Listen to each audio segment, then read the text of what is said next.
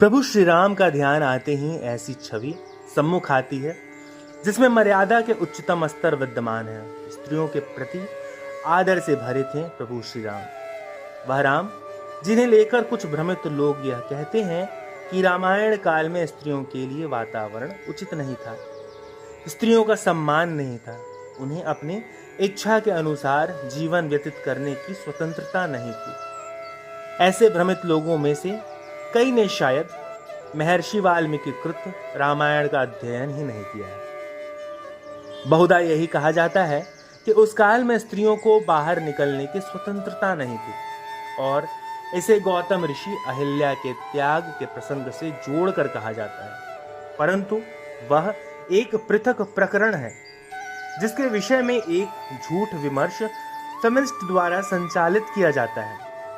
Feminist अर्थात महिलावादी, वह एक ऐसा झूठ है जिसे बार बार कविताओं में लिख लिख कर यह प्रमाणित करने का प्रयास किया जाता है कि स्त्रियों की रामायण काल में अत्यधिक दुर्दशा थी, उनके पास अधिकार नहीं थे और उन्हें अपने पति के कोप का सामना करने के लिए हमेशा तैयार रहना पड़ता था।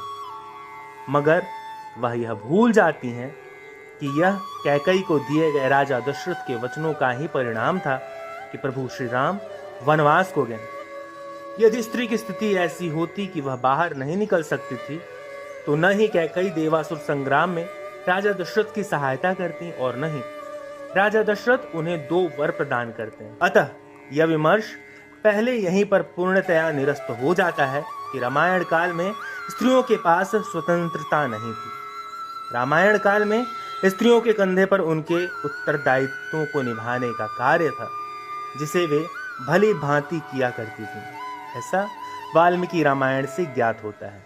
जब महर्षि वाल्मीकि इस अद्भुत आदर्श परिवार कथा, जिसमें प्रेम, स्नेह एवं स्त्रियों के प्रति आदर का उच्चतम आदर्श प्रस्तुत करते हैं, लिख रहे होते हैं, तो इसमें वह स्त्रियों को लेकर एक ऐसा प्रकरण भी लिखते हैं जिससे यह ज्ञात होता है कि जब कैकई ने देवासुर संग्राम में भाग लेकर अपनी सैन्य कुशलता का परिचय दिया था, तो उसी समय स्त्रियां अपने क्षेत्रों में भी अपनी प्रतिभा का प्रदर्शन करने के लिए पूर्णतया स्वतंत्र थीं। यह प्रकरण है जब महाराज मनु द्वारा स्थापित अयोध्या नगरी का वर्णन करते हुए महर्षि वाल्मीकि लिखते हैं, वधु नाटक संध्य च संयुक्ताम सर्वतः पुरीम उद्धान आम्र वणोपेताम महतिम साल मेखलाम।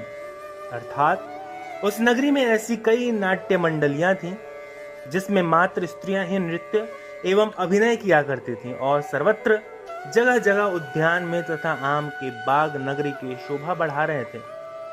नगर के चारों ओर शाखुओं के लंबे लंबे वृक्ष लगे हुए ऐसे जान पड़ते थे मानो अयोध्या रूपिणी स्त्री करधनी पहने हो। अर्थात अयोध्या नगरी में स्त्रियों की नाट्य समितियां थीं।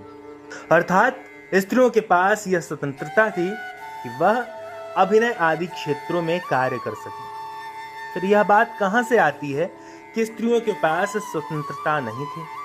बालकांड के इस सर्ग में वह आगे लिखते हैं कि प्रसादे रत्न विकृत पर्वतैरिव शोभिताम कुटाग्रश्च संपूर्ण मिद्र से वामरावतीम।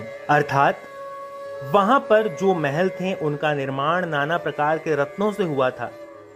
वे गगनचुंबी प्रसाद पर्वतों के समान जान पड़ते थे, उनसे उस पुरी की बड़ी शोभा हो रही थी। वहां पर स्त्रियों के क्रीड़ा गृह भी बने हुए थे जिसकी सुंदरता देखकर ऐसा प्रतीत होता था जैसे यह दूसरी अमरावती है।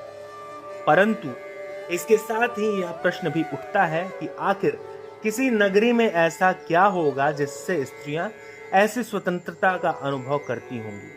क्या था वह तत्व जिसने स्त्रियों को इस सीमा तक निर्भीक कर दिया होगा? वह था सदचरित पुरुषों का होना। अयोध्या नगरी के पुरुष कैसे थे? अयोध्या नगरी के पुरुषों ने स्त्री स्वतंत्रता का विमर्श रचा था।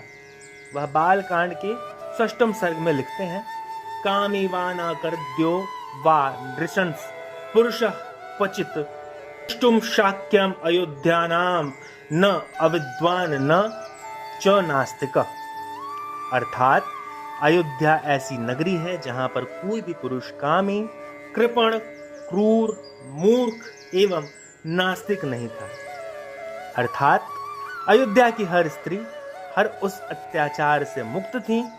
स्त्रियों का आदर इसलिए था क्योंकि पुरुषों ने उन संस्कारों का निर्वहन किया जो उन स्त्रियों ने उन्हें प्रदान किए थे। यही प्रभु श्री राम की नगरी एवं स्त्री पुरुष थे, संस्कारों से युक्त स्वतंत्रता का निर्वहन करते हुए। दोस्तों, भगवान राम की नगरी अयोध्या और वहां पर स्त्रियों की स्वतंत्रता से जुड़ी यह कथा यहीं समाप्त होती है। कथा को लेकर आपके मन में कोई संशय या सवाल हो तो उसे कमेंट बॉक्स में लिखें। कथा अगर आपको अच्छी लगी हो तो इसे अपने मित्रों, बंधु बांधवों के साथ साझा करें। जाते जाते चैनल को सब्सक्राइब करना बिल्कुल ना भूलें। अब अगले वीडियो तक के लिए दीजिए हमें इजाजत। हमारे सभी साथियों को हरे कृष्णा।